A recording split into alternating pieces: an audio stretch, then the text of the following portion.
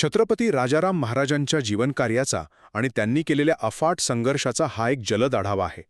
आज 24 फेब्रुवारी म्हणजे 1670 साली जन्मलेले छत्रपती शिवाजी महाराजांचे सुपुत्र राजाराम महाराज यांची जयंती, ज्यांनी संभाजी महाराजांच्या बलिदानानंतर अत्यंत बिकट परिस्थितीत स्वराज्याची धुरा अगदी खंबीरपणे सांभाळली. तर यातलं पहिलं महत्त्वाचं म्हणजे 1689 मध्ये संभाजी महाराजांच्या दुर्दैवी हत्येनंतर अवघ्या 19व्या वर्षी राजाराम महाराजांवर स्वराज्याची फार मोठी जबाबदारी पडली. मुघलांचा धोका एवढा वाढला होता की त्यांना रायगडावरून मोठ्या शेताफीने निसटून थेट तमिळनाडूतील जिंजी किल्ला राठावा लागला. आणि तुम्हाला सांगतो, तिथूनच त्यांनी पुढची तब्बल 8 वर्षे आपला राज्यकारभार हाकलला.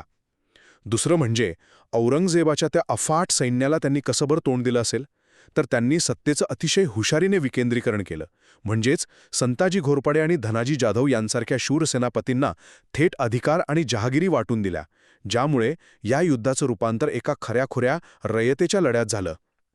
आणि तिसरं म्हणजे मुघलांकडे एवढी प्रचंड साधनसामुग्री असूनही मराठ्यांनी आपल्या जबरदस्त सहनशक्ती आणि गनिमी काव्याच्या जोरावर त्यांना अक्षरशः सळोकीपळो करून सोडलं. पण दुर्दैवाने स्वराज्यासाठी असा हा अखंड संघर्ष करत असतानाच 2 मार्च 1700 रोजी अवघ्या 30व्या वर्षी सिंहगडावर राजाराम महाराजांचे निधन झाले. थोडक्यात सांगायचं तर छत्रपती राजाराम महाराजांचं सर्वात मोठं यश हेच आहे की त्यांनी सत्तेचं योग्य वाटप करून स्वराज्याची ज्योत सर्वात कठीण काळातही विझू न देता ती अधिक प्रखर केली.